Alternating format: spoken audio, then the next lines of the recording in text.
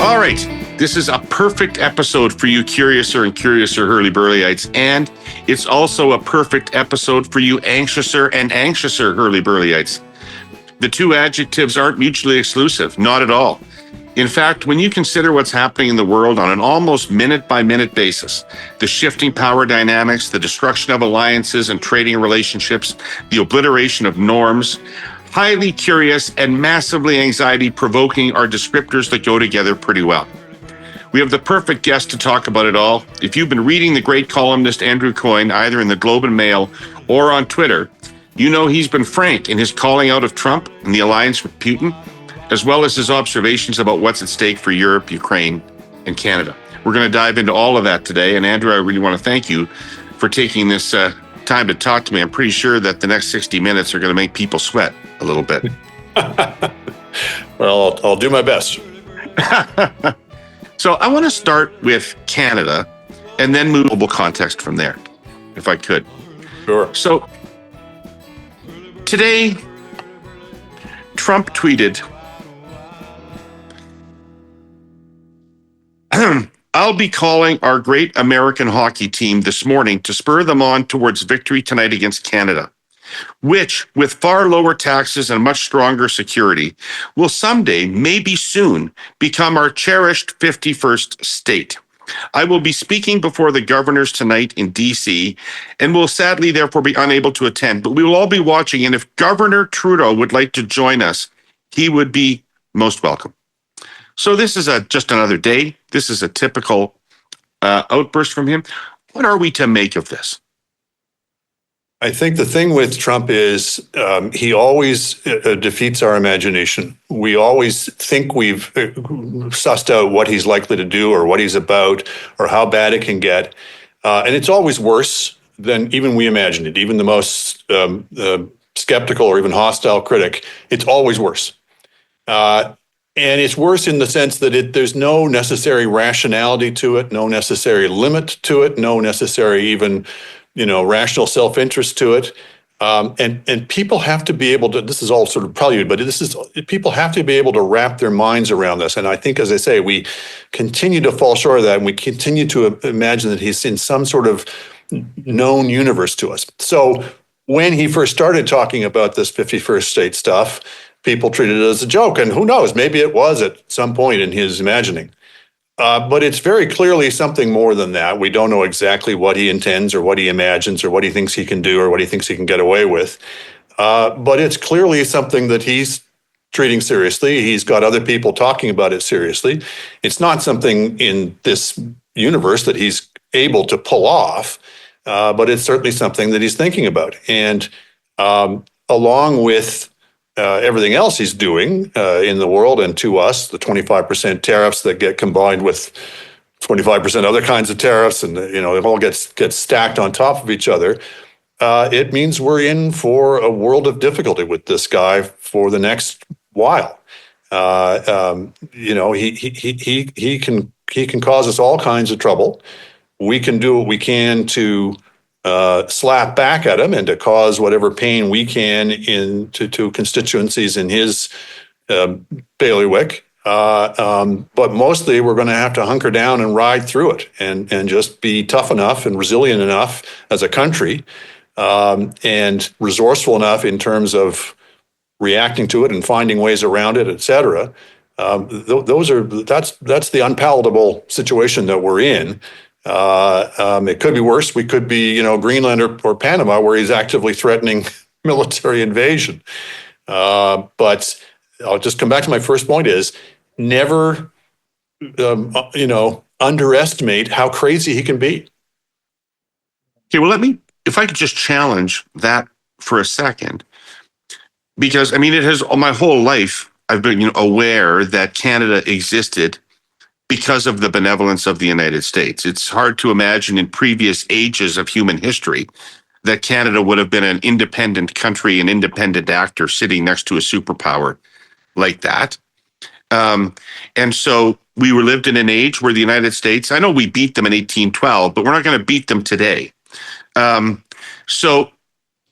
there are people around Trump, whether it's Project 2025 or whether it's Bannon or others, who are very outside the norm of their thinking. So is it possible when it comes to this Canada business that it isn't an irrational, uninformed opinion by Trump, but that is actually a thought through plan? Depending on what you mean by thought through, it kind of reminds me of when people talked about the separatists in Quebec, and some of them were emotional and hadn't really thought it through, like Lucien Bouchard. And then people say, but Parizeau's really thought it through.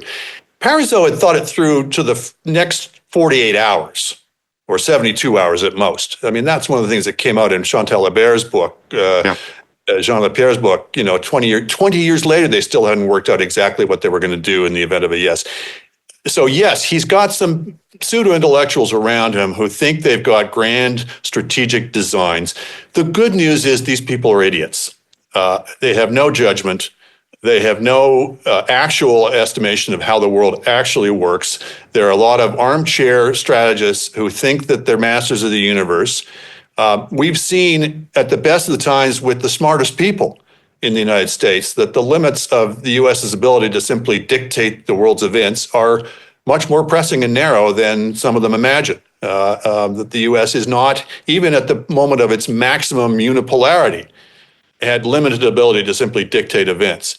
So take the U.S. now, which is, in the throes of all kinds of difficulties. Trump's creating new difficulties for himself every day, antagonizing more constituencies, domestic and international, every day, partly because he's crazy, partly because the people around him have such hubris that I think they're in for a comeuppance. If they think they can, particularly if they think they can pull off something like annexation of a G7 country, with 42 million people in it. I know they have these grand designs that they'll exert such economic pressure on us that we'll have to accept, if not annexation, we'll have to accept sort of their dictates on foreign policy or an economic policy or whatever. Well, let's just see. I think they will run into the limits of their geniusness, even if they were in fact geniuses, but they ain't. So there's still a lot of people. I mean, it's very difficult to play a game when you don't know what the rules are or even how to win it. And there's still a lot of people in Canada who think we're involved in a negotiation and that if we just do this or that thing, all this will go away. We're not in a negotiation, are we? No, we're, the most charitable thing to call it is it's extortion or blackmail. A negotiation is each side brings something to the table and you give and take. It's not do this or some horrible thing will happen to you. So it's an attempt at blackmail. And, very clearly you don't pay ransom to blackmailers, even if there were things that were not necessarily terrible sacrifices for us to give up. I don't think we should do it under the circumstances. We should remember that there's a larger sort of game theory here. We're not just in this issue and this set of whatever talks we might have with him. We're in this whole game of what is he up to for the next 4 years. And we need to be laying down markers that we're not going to get pushed around and we're not going to, be their patsy. In ordinary times, I'm not a big fan of trade wars. Usually with another country, I would say, if they want to put a tariff up, let them. Let's not exacerbate this and make it worse and harm our own consumers, et cetera. This is very different. This isn't an ordinary trade war. It certainly isn't going to be solved because we get tougher about fentanyl or, we do the United States' job for it in terms of patrolling the border for illegal migrants. All we do by even talking about that is simply inflame Trump's sense of self-importance and make him pleased with himself. Again, I'll come back to this point is you really have to be analyzing this through the lens in terms of Trump himself, that a lot of this has to do with his psychological disturbances. I wouldn't analyze any other world leader that way. Sometimes people do, and it sounds cheap and shallow. In Trump's case, it is the only valid way. That so much of his behavior, I think, is very much connected to his malignant narcissism. And it expresses itself in a particular way, which is He has to disrupt and break and destroy things because that makes him feel big and powerful and makes people scared and makes people pay attention to him. And so we don't want to give him those opportunities to feel like, oh, I am so powerful. I made them, run to me and beg to me. And certainly whenever Canadian leaders have gone down there and tried to negotiate with them, it just seems to me it's made it worse. I understand the impulse. It's a responsible thing to try to do. You can understand why reasonable people would think that it was their job. But I think viewing the larger picture, I think that those sorts of sorties have only made things worse. So right now, Andrew, as we speak, people who are watching this are typing comments on YouTube, and they're using the term Trump derangement syndrome. I know. Right. Well, assuming we're not talking about bots, but some of these people are indistinguishable from bots. Their responses are so programmed and so cliched and so repetitive. So maybe if we wound back 4, 5, 6, 7 years ago, and I was saying I'm very worried about Trump's going to try and annex Canada or whatever, at that point you might have said, well, that's a crazy thing to suggest. Why would you think that kind of scenario? You've got Trump derangement syndrome. 4, 5, 6, 7 years later, as his behavior has gotten wilder and crazier and stupider, and we're dealing with issues like betraying Ukraine and invading Greenland. Every time you think you've predicted how bad it can get, it gets worse. Then anybody who's still saying anything like that at this point is just simply revealing how cramped their brain is and how completely in the grips of Trump follower syndrome that they are. If he has territorial ambitions, what could we do about that? Very little if it were serious about an invasion. That's not going to happen. But can he break us economically to the point where we ask for it? I don't think so. No, we are in a global economy. We have options. We can, it can hurt, but the disaster scenario where everything just stops isn't going to happen for a couple of reasons. One of which is the flexible Canadian dollar. So if they throw these tariffs on at us, that hurts. But one of the things that offsets it is the dollar. And now that makes us poorer. Imports become more expensive, et cetera. But it offsets the sort of trade stopping phenomenon of the tariff. So it means that you take the impact over time incrementally rather than in some sort of catastrophic, day zero and everything just shuts down. So I don't want to minimize the cost of that. In the short term, it still means you probably go through a recession. And in the long term, you have less efficient allocation of your economic resources because you're working your way around a tariff rather than the benefits of free trade, which was the whole point. There's no doubt also he can do repeated iterations of this. So that's why we've got to be thinking longer term of as many people have said, and it pains me to say this, but about doing without the United States, about diversifying our trade in ways that would otherwise not be rational, but where we don't want to be as connected or as contingent or as dependent upon the Americans' goodwill as we might have in the past. That's a shocking thing to have to say. It doesn't prove that free trade was a bad idea because this is basically a black swan event that somebody as crazy as Trump would come into the presidency.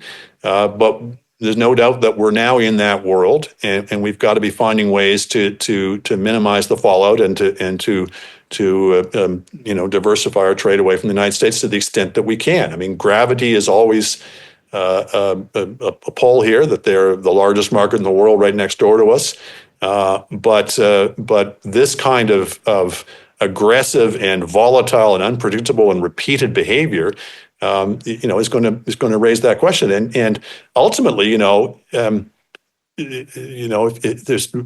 supposedly going into renegotiation of the NAFTA agreement.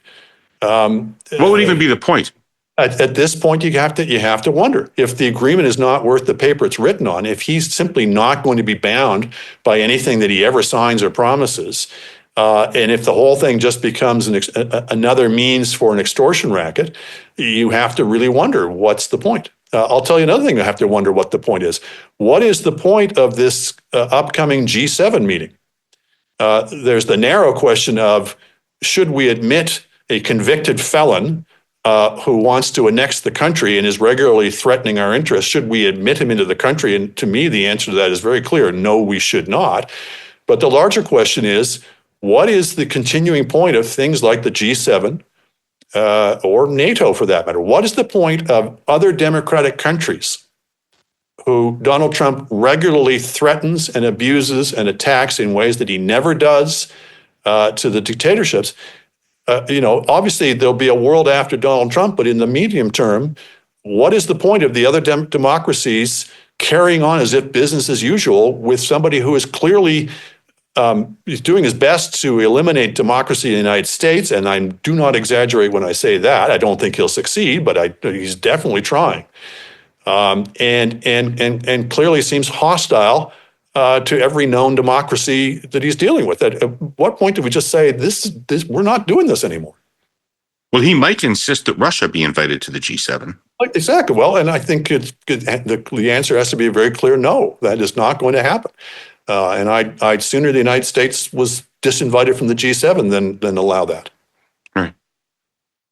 There is comfort and power in the ability to grow old and then grow older and remain in your own home. Hard to argue that. For so many seniors, it speaks to safety, confidence, and the ability to live with a sense of independence. I've lived these kinds of issues as a caregiver in my own family, and I've seen them play out in my friends' families. We have some of the best hospital care in the world in Canada, and wonderful community health services too. But even so, finding the right kind of care can be confusing, intimidating, and time-consuming. And that sometimes means our loved ones are not able to stay, to live, to thrive in the place they love best. I started telling stories last week about our presenting sponsor, Telus Health, a Canadian company, and how through world-leading technology, they work to support and deliver better health outcomes. Telus Health Home Thrive is one of those technologies. It's an innovative care navigation platform that transforms aging-in-place support for seniors and their caregivers. In collaboration with government and healthcare providers, Home Thrive seamlessly integrates public and community services, provides additional digital-first health and well-being solutions, as well as emotional support. It works. In a recent survey, caregivers reported less burnout. 56% of patients said Home Thrive helped them avoid hospitalization. 88% said it reduced their need to move from home to a senior living facility. And it's not too difficult to see how all of this has major impacts on reducing stress to the system and cost of care. But the point is home. As a perceptive someone once said, there's no place like it. Another good Telus Health story to come next week. A little tip of the hat to Maud Barlow here, but it's been quite evident to me for a long time that they're eventually going to need our water. They are running out of it. They're going to need a source of fresh water. How much of a role do you think that plays in this? And is there some way for us to accommodate that short of annexation? Yeah, I don't know is the short answer. I think Trump thinks in very crude resource grab ways that have not been current since about the 17th or 16th century. I mean, the notion that when you hear him talking about Greenland, the notion that, in order to have access to resources, you have to go and physically grab the land rather than striking commercial deals to exploit it, which for most things, Canada is always been pretty clearly open to. Now, water has always presented potentially problematic things in that it depends on the scale of the project. Some people are against even, shipping tankers of water. I've never been one of those people. But clearly, if you're ever talking about things like water diversion, there are serious environmental issues that you've got to be absolutely crystal clear in preventing. Let's be serious. We may well face pressure of various kinds, not just for water, but for critical minerals, et cetera. And he seems inclined to play those kinds of games, and we're going to have people in power in our country with nerves of steel and the ability to counterpunch. and to think about some previously unthinkable things. And it's going to be very difficult to manage the internal strains in the Federation as a result. I really worry about that. I really worry about whether we're all going to stay in the same boat. I 100% worry about that. I mean, I don't. I think there's limited capacity to alter those arrangements. People who talk about, well, Alberta might just leave and go to the States. That's so much easier said than done. That I don't worry about it at that level. But in terms of divisions within the country, I think it's going to take, first of all, everybody understanding how serious the situation is in the United States, and that things that would previously be unthinkable have to be thinkable. I was struck, I have to tell you, in many ways, by Pierre Poilievre's speech the other day. But in my reading of it, to me, it sounded like he was putting on the table things like using our natural resources as leverage against the United States, in other words, threatening to cut it off, et cetera. I'm not sure. I don't think I'm misreading it, and that's a pretty signal thing for a federal conservative leader from the West to be talking about. So A, we have to understand how serious the situation is. B, we've got to make sure that there's fair burden sharing, so that we're not just picking on one part of the country or one sector, but that if we do engage in anything like that, of restraining exports in one form or another, that it's fairly shared around the country.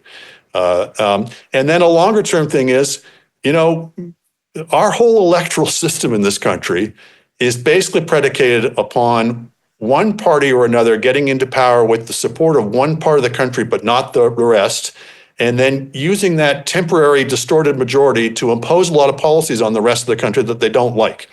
And we've barely gotten away with it in the past, with huge divisions that have resulted from it. That's not going to work in the future. And I know we got a lot on our plate, but one of them, I think, is we really do have to think about changing our political structures in ways that are less prone to division and setting one part of the country off against each other. Electoral reform being part of that. I know that may sound a little bit outside the box, but if we're talking about the kinds of very difficult decisions that we're going to have to be making, and we already had a bunch of difficult decisions we've got to make. We have a growth crisis on our hands in this country that is crippling our ability to pay for things.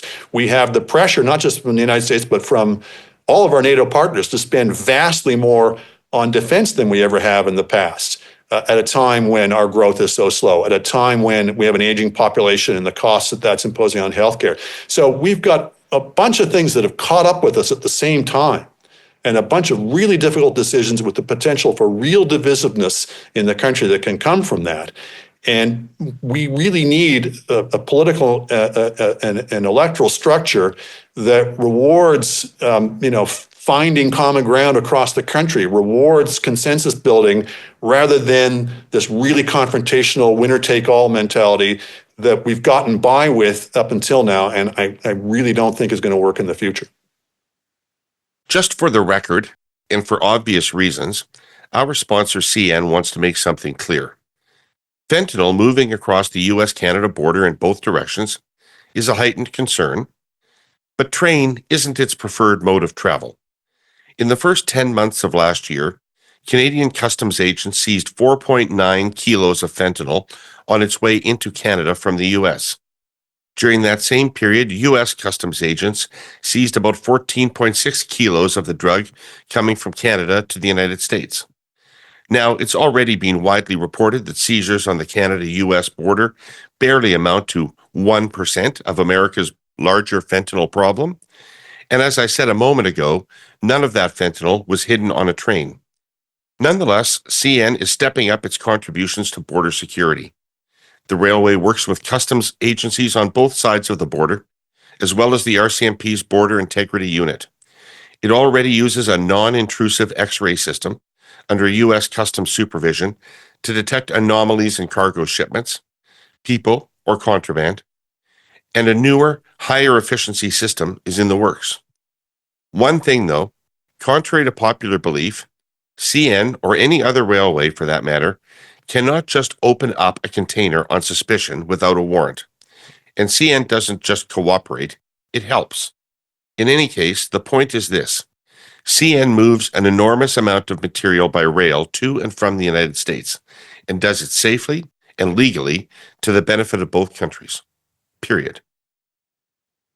I'm interested that you brought up Polyev, and I thought that was a very strong speech, to be honest. But the notion of how to deal with Trump, and I know everybody says bullies, you stand up to them. You don't appease them, you stand up to them. But when you're dealing with a crazy person, Yeah. you kind of worry about what that provokes. Like, you're in a bar and you think you're about to get into a fight. Maybe you should get out of that fight, or maybe you should take it on. And you think, but that guy, if I'm winning the fight, that guy may take out a knife. Or, you don't know. He doesn't lose. Yeah. Well, right? So, so he loses all the time. Yeah. But he doesn't admit losing, and he doesn't lose easily. So you don't know. Like, if you took Polyev's line and we said, well, fuck you, you can't have our oil. Yeah. What's he going to do? He's not likely to slink away. Yeah. Well, that's right. So you need a combination of things, of carrots and sticks, and kick him in the balls, but also some politesse at the same time. So that's fair enough. But I think I thought, speaking of speeches or remarks, I thought, and Polyev was to some extent echoing this, I thought the most striking comment I have heard from a political leader in recent times was Stephen Harper. Yeah. Saying that if he were prime minister, he'd be prepared to put the country into, penury, or whatever the phrase he used was, rather than yield up our sovereignty. And obviously there's degrees. I loved hearing that, but it sounds a lot better before it starts than it does 4 years into it. Oh, I know, but I think the insight there, though, is what you really need to communicate in this situation, it seems to me, is not so much we can cause all kinds of harm to you, we can cause all kinds of hurt to you. It's we're prepared to take whatever hurt we have to take. We will grind this out. We are indomitable. We will not be brought to heel. That's what you really have to communicate more than anything else. So that if they think they got some sort of quick win, or all we have to do is just ramp up the pressure and we'll get what we want, you have to at least disabuse them of that. And again, you're dealing not just with Trump, but also a bunch of people around him. And he's not impervious to pressures from other people. He's a nut bar, but he also, it depends who the last person who talked to him is. So it does matter, the pressure points you can exert in regional centers in the United States. It does matter the people around him in Washington, that if you can influence their thinking in one way or another, that can filter through to him. And so there are filtered rationality. There are rational, quote unquote, rational players out there who, to some extent, may have an influence on him. So it's not only him. I guess would be the final point I'd make on that. Okay, so it's one thing if it's only another 3.5 years, but put a check on my anxiety levels. What's your level of confidence that the next presidential election is a free and fair one and that he's not on the ballot? That's an interesting question, and it's hard to say. It's very path dependent. A lot of things are going to happen in between now and then. The midterms, for example. So there's two things going on at once here. It seems to me two equal and opposite, maybe not equal, but opposite trends. One is what you might call the logic of autocracy, that the more powerful you become, the more people bend the knee and suck up to you and rush to assent to whatever you're doing because they don't want to get in the way of this steamroller. And that has a tendency to create more and more power.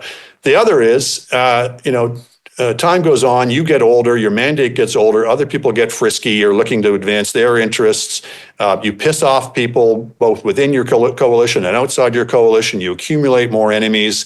You take on more than you can chew. And basically, from your maximum point of power is the day you're elected. And from that point on, everything's ticking down. And that's both the inevitable process that most presidents face, but you might say Trump has accelerated that because he's just so heedless in terms of building political capital and forming coalitions. He's just a bull in a china shop. So, those things are, as I say, sort of working at cross purposes to each other. So the midterm in 2026, I think, is going to be really interesting. There's potential there for a really quite cataclysmic result for the Republicans, assuming the 2026 election is still a free and fair election. And it's hard to imagine they can move that quickly.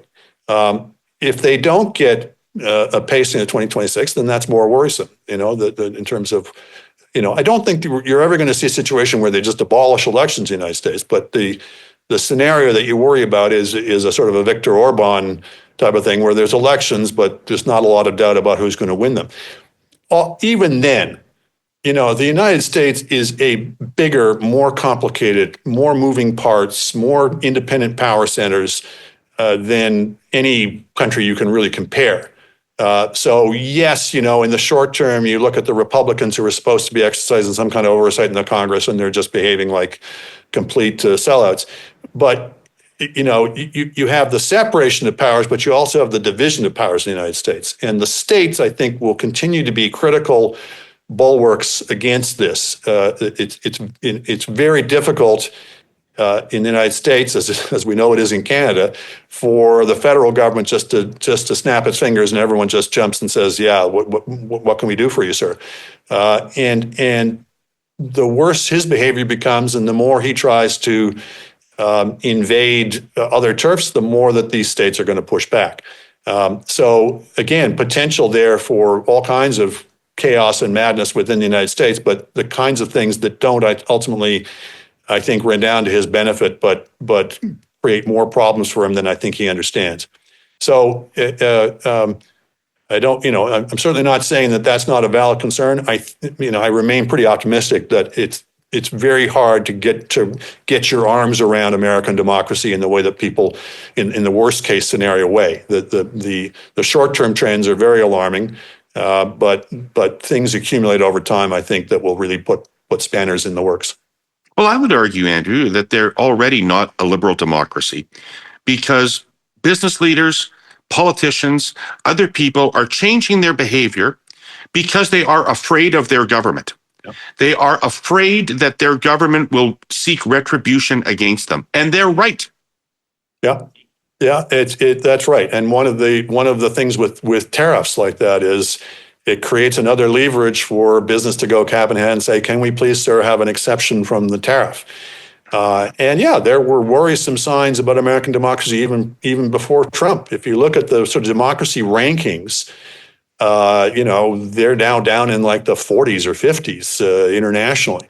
So they've got a lot of issues. And when you see, for example, the absolutely disastrous effects, I think we can say now with great certainty, of the Citizens United decision, when you see basically the uncontrolled amounts of money supposedly for not that nobody didn't want to be musked before this. Nobody was allowed to be musked before this. That's right. And nobody had quite either his money or his craziness.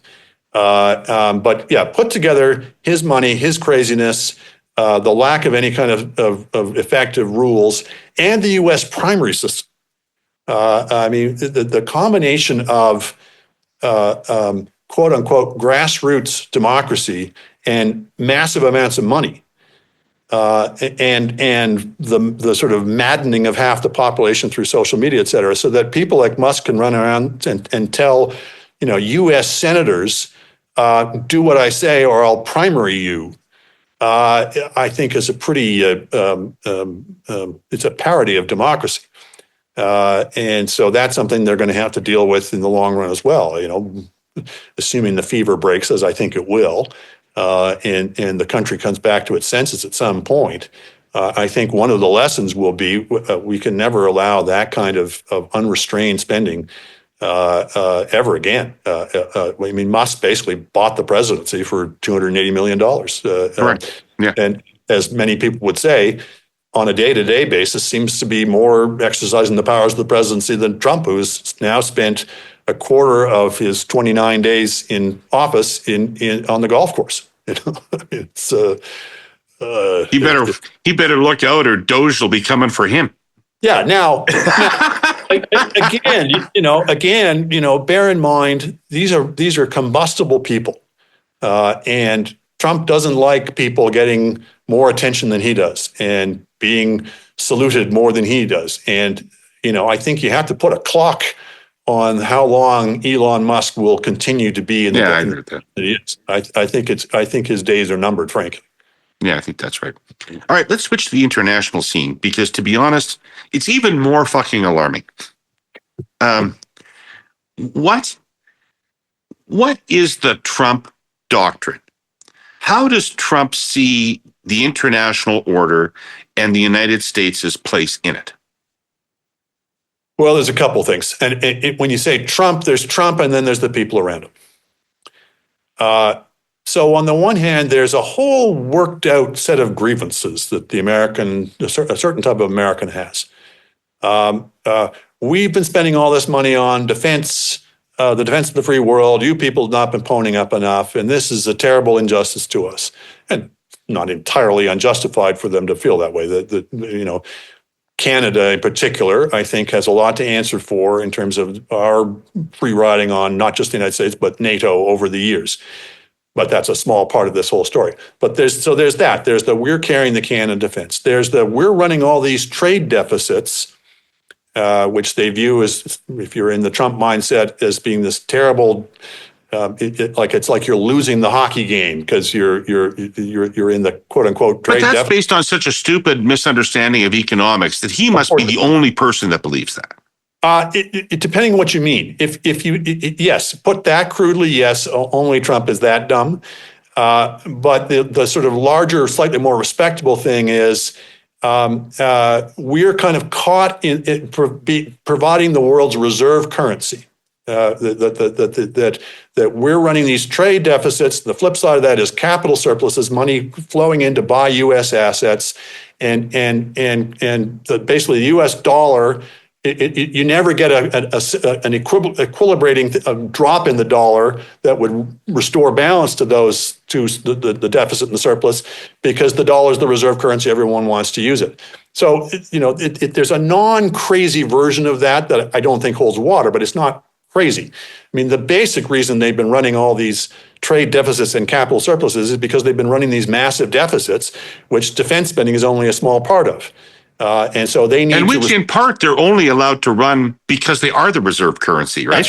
That's right. So you can look at these things from one direction or another. So what is required for the United States and for the world, in my opinion, is to restore some fiscal sanity to the United States' governance, so that they're not having to import all these massive amounts of capital, which necessarily, the balance of payments must balance, necessarily means you've got to run trade deficits to finance them.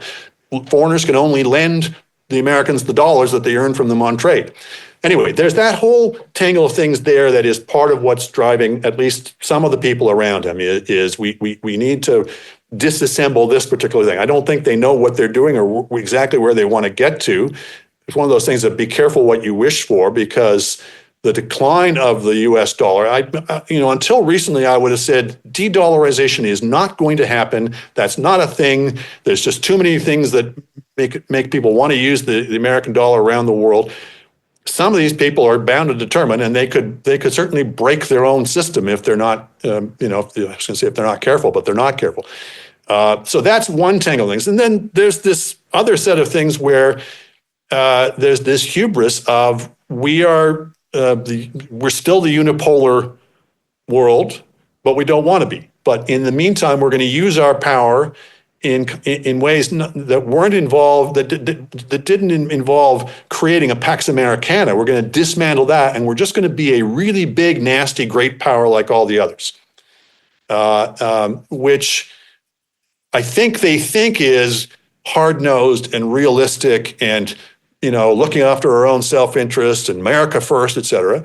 And I think if they had greater wisdom and knowledge of history, they would understand is entirely inimical to a global power of the United States. The United States, if I can put it this way, is condemned to greatness. If you're that large and have that many interests around the world, you can't just retreat within your borders. You cannot just go home and ignore what's going on in the rest of the world and allow other great powers to build themselves up. You are building enormous trouble for yourself if you do. You need allies, you need alliances, you need multilateral organizations. And the wiser heads in America, I think, have understood that. So to attempt to sort of unwind that and to retreat from American leadership, I think is just creating all kinds of trouble for themselves. And again, that will come back to bite them in ways that I don't think they appreciate right now.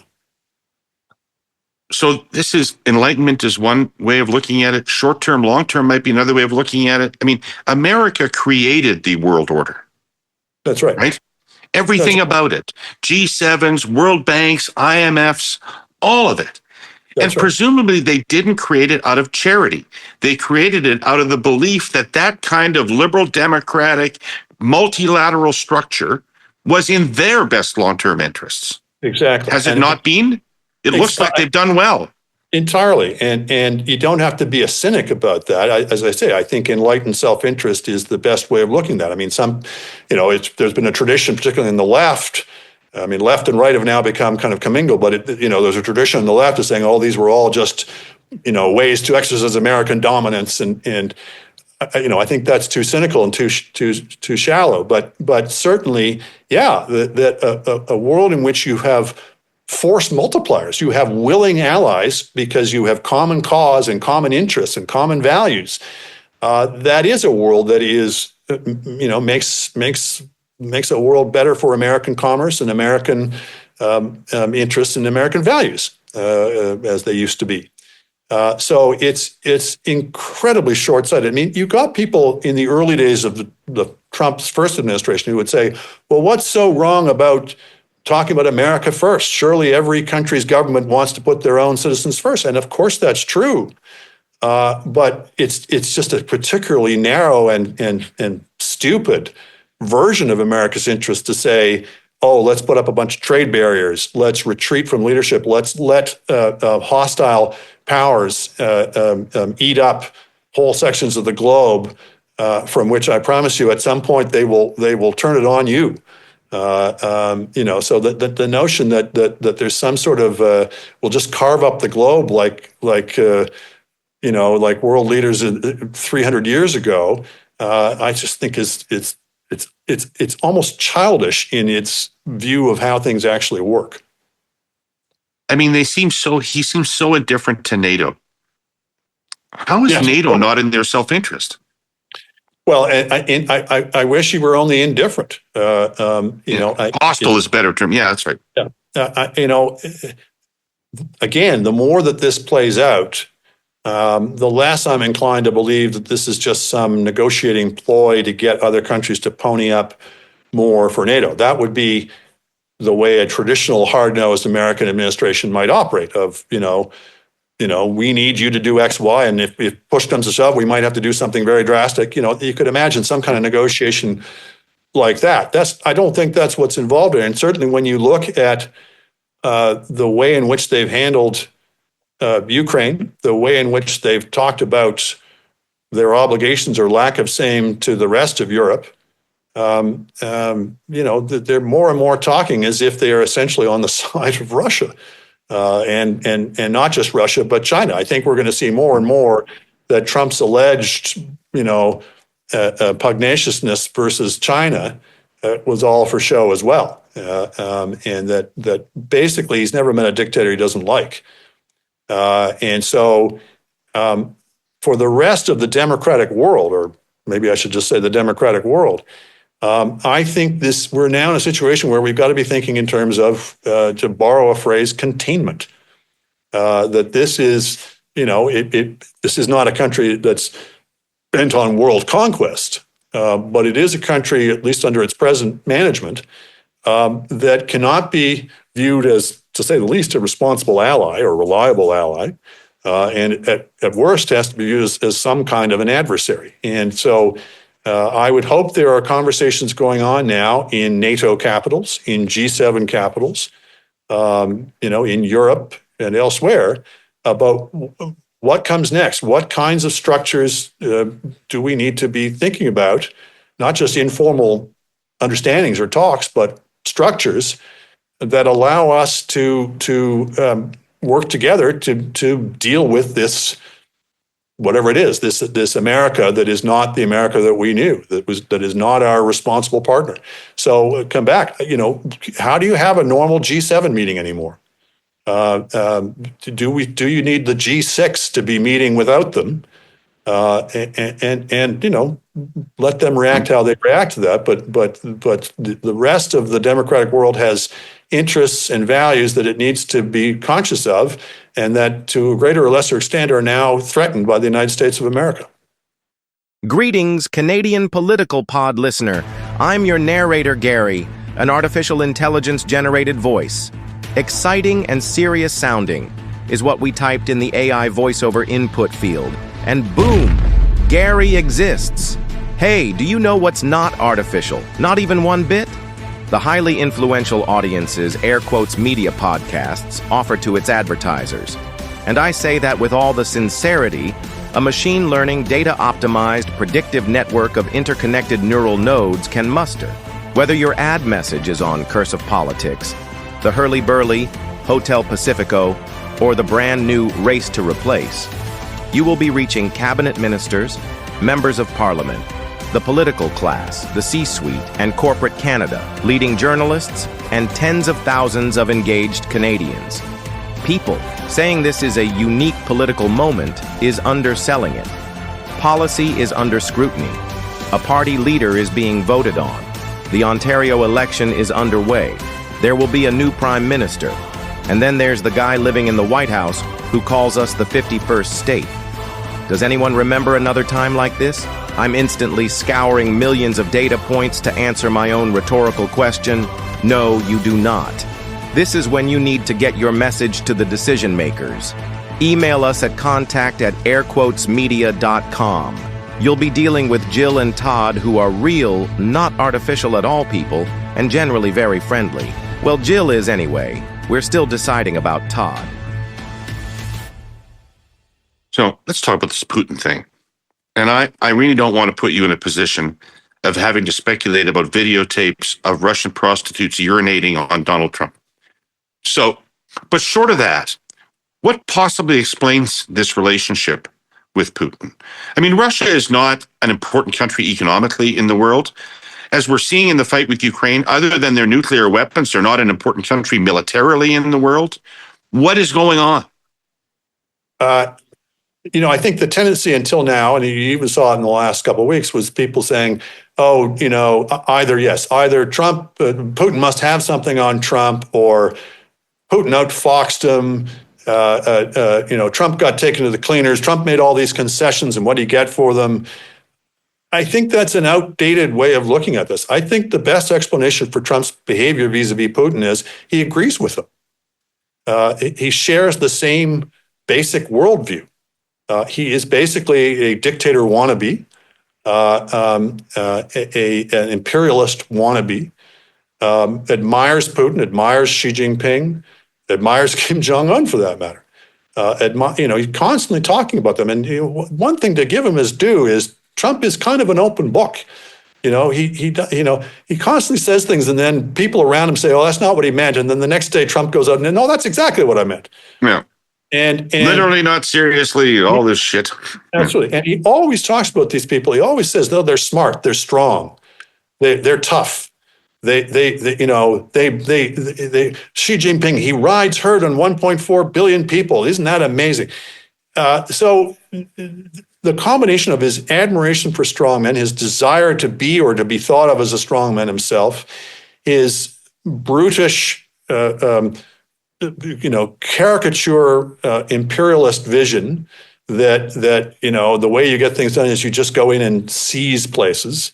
He's just got more in common with them than he has things against him. So I don't think it's a matter of, I also think if you looked at that pathetic meeting the other day with Marco Rubio and whoever it was, I'm forgetting now, the two people with him,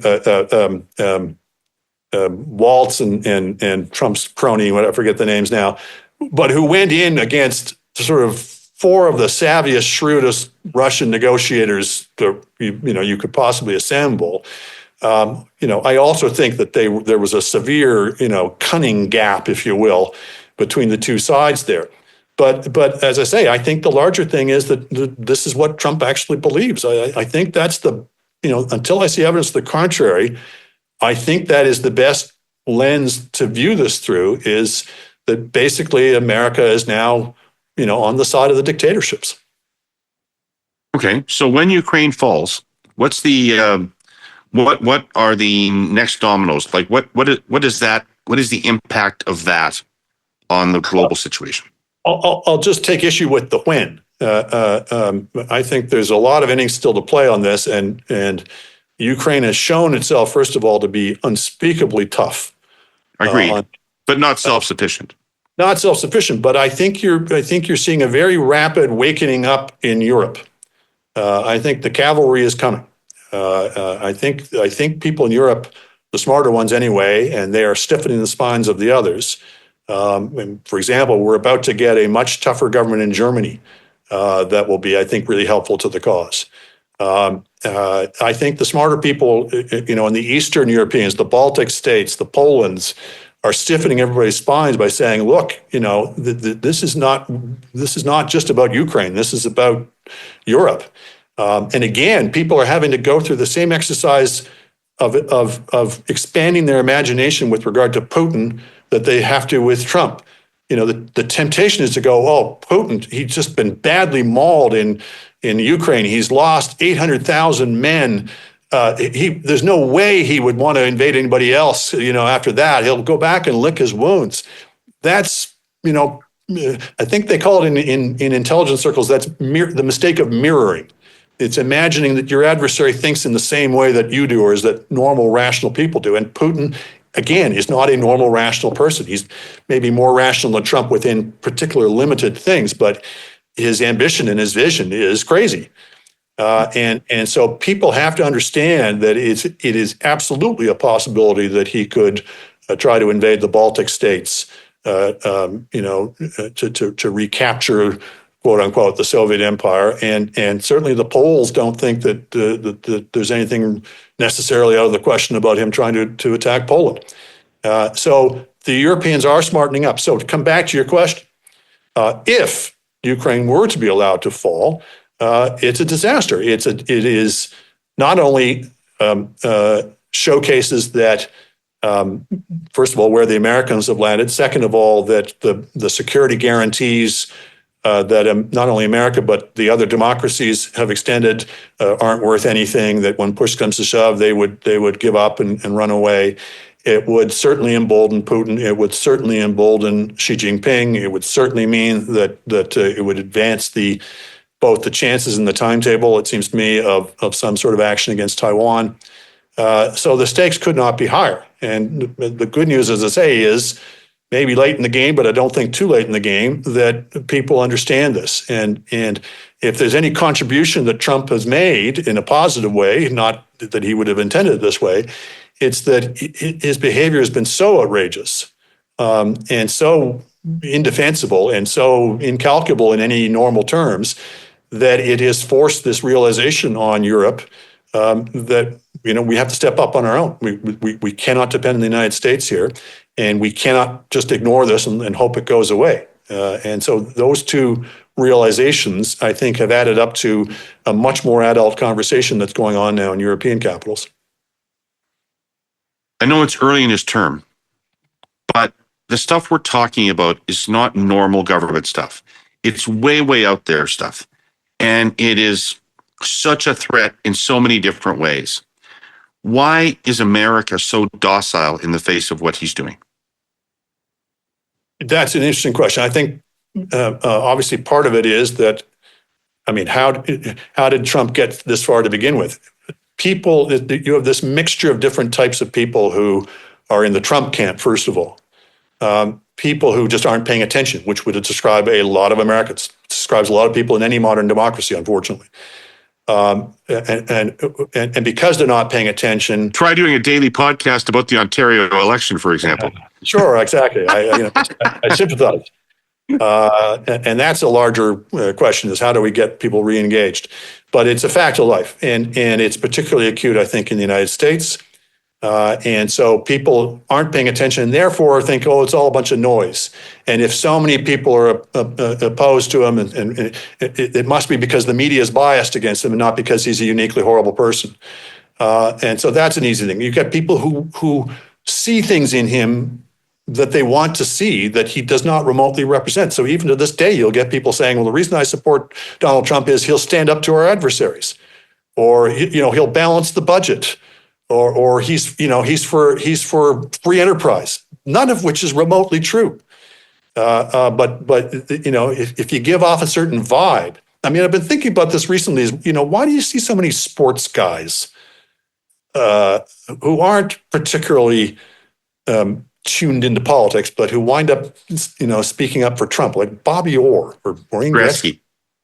And I think it's because, again, they're not paying close attention, and the vibe they get from him is, oh, it's a competitive world, and we need to let the excellent ones rise to the top. And if you're in the sports world, that's a completely valid way of looking at things. Yes, you need the best players to be on your best team, and it's competitive, et cetera. They just don't understand that it's not really what he represents. This is something much more malignant and malevolent than that. So you get those kinds of people who see things in him that aren't really there. You get the opportunists in the Republican Party who just want to go along with it because they think they can mold him to their designs. You certainly see the people around him who have, frankly, fascist ideologies. Again, not a word I would ever have used in the past to describe anybody in a democratic state, but you have to read these people to believe what they are talking about, and it is pretty clearly fascistic. You get people who are just simply frightened. There's a piece in Vanity Fair now about these people in the Congress who don't feel they can stand up to Trump because they're worried about what would happen to their families. So that's on the sort of the Trump side of the equation. On the oppositional side, I think in the first flush of things, in the shock and awe phase, people are kind of numbed and frightened and enervated and don't feel they can do anything. And you see that in other situations as well. And it takes a while for people to kind of pull themselves together, understand the seriousness of the situation they're in, understand that there are things they can do, that resistance is not futile, and it may take a little time for people for that to coalesce and coagulate. I am quite confident it will, and as I say, I think Trump is building up a lot of trouble for himself. But these things require a kind of a trigger point at some point where something happens, something where it energizes people and they realize we have to act. We should act now because this is our moment. We need to act together. We need to put aside our differences, et cetera. And I'm very confident that will happen. But in the short term, there's just a bit of numbness. And part of it, of course, is this sort There's of... people who shouldn't be afraid, though. Like, take the former presidents, Clinton, Bush, 100%. Obama. I haven't heard them ringing one bell. And he's right. Against everything that they all stood for. You have to figure, and maybe you'll think I'm being naive, but you have to figure they are aware of this and are trying to pick their moment. And I hope they don't overthink that and get too clever about it. But I would certainly understand why anybody who had some political capital would be thinking about what is the best way and best moment to use it. In some cases, it's people just being cowardly. But I'll give the benefit of the doubt to at least some of those people that they're thinking of what's the best way I can use whatever I have, the political capital I have, in the most strategic way. I certainly hope that's the case. And I would, as I say, I would imagine somebody like Obama, that would be very much his thought process is, if I just go off every day ringing the alarm bell, people are going to tune me out. I've got to use my moments. But I hope those conversations are happening. But yeah, anyway, that's at some point the tide does turn. At some point, you see this again and again in politics. You're a veteran watcher of these things. You know this. That one side is running the table for a while, but they're building up trouble. It's too easy for them. They're creating. They're making mistakes because of hubris. They're creating resentments that aren't being expressed openly, but are building. And so, hubris in politics. Gosh, you could give me a lecture on this. Hubris in politics always ends in a fall. Yep. And I really don't make this personal now, Andrew. Don't make this personal. No, that really wasn't. I just said because you're a veteran, a very experienced observer. You would know this better than I do. Yeah. That overconfidence, and God knows the people around Trump just think they're just strutting around like they think they own the world right now, and they should enjoy it while it lasts. Okay, to wrap this up, I'd like to go back to the anxiety in Canada that I referred to in my introduction of this episode. And everybody I talk to is riddled with anxiety about this. Do you have any advice for people about what they can do, how they should comport themselves, how they should think about this in a way that doesn't have you preoccupied with it every second, or make a constructive contribution? Like what is a person who doesn't have 200,000 followers like you on Twitter, what are they supposed to do? Well, it's a good question. First of all, as I say, take the long view. Of anything. It always looks worst at nighttime, but you get up in the morning and the world is not ended. And the more time goes on, the more you realize there are many innings to play here. As I say, take that longer view and take some deep breaths. Secondly, understand that whatever anybody blusters, whatever anybody shouts, they don't have the powers and the capacities that they think they do, if they think they do. So whatever, Trump can say what he likes, but he has limited capacity to realize his worst ambitions. And time is against him. Time is the friend of stasis. The longer time goes on, the harder it is for people to carry off revolutions. The United States' Constitution was structured to prevent them, and it's bending right now, but it's not necessarily going to break. And as I say, even though the division of powers is under a lot of strain right now, I should say the separation of powers is under a lot of strain right now. The division of powers between the federal government and the states. I had a conversation with David Frum a little while ago, who's doing, my God, yeoman service, and he is not afraid. He's not afraid, and he's suffered for it. But he was also, I must say, surprisingly sanguine when I talked to him. He was clearly, obviously, we're all very worried.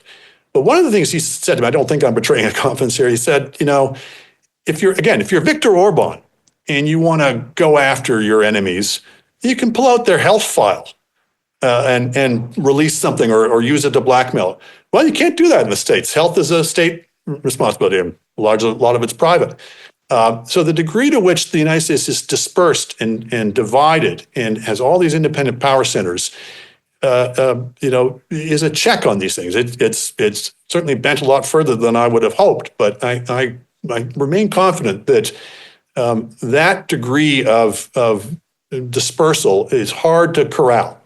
So have confidence in that. Have confidence, buy time, play for time. I think it would be part of my advice to for what it's worth, to the people in charge in Canada. Show that we can't be pushed around. Show that we're willing to. I was very pleased to see Poilievre use this line. Bear any burden, pay any price, and we need versions of that rhetoric from all of our leaders. That's one of the cards we can play. Is we can take it. We can ride this out. We are not going to be cowed. And take some heart in that. Take some confidence in that. Take some confidence in your own reservoirs of strength and our reservoirs of strength as a country. We're a pretty tough bunch in this country. And I don't think that's just a cliche. And here you thought maybe I was making fun of you a little while ago. I'm going to say something nice about your guy and about your party and about our country. We sometimes let things ride in this country too long. We allow problems to build too much because it's too hard to deal with. But at some point, when it really has gotten too hard, too bad to ignore, we roll up our sleeves and we fix it. So, the deficit, we allowed that to get really, really bad in the 80s and 90s. It nearly cost us the economy. But when we realized we didn't have any alternative, we went about and fixed it. And we can fix this, or we can certainly play our part in it. And I must say, watching the public response in this has been very interesting and heartening. There has been virtually no, at least at the public level, people going, oh, God, give him what he wants, roll over and die, we give up. People have been saying, hell no. Right. And I take great confidence in it. I think this country, we're slow to anger, but we're a pretty tough bunch, and I think we're going to prove that. Andrew, thank you for that. And thank you so much for this conversation. And let me thank you. I mean, I've admired your work my whole life, but in this period of time, your voice is particularly important. And please carry on. Oh, David, thank you very much. I appreciate that very much. Same to you. So thank you, Herle Burly-ites, for watching or listening to this. I'd like to thank our presenting sponsor, Telus, and our sponsor, CN. And one more time to thank Andrew Coyne for taking some time to try to walk us through what is a wholly unprecedented situation, unimagined situation.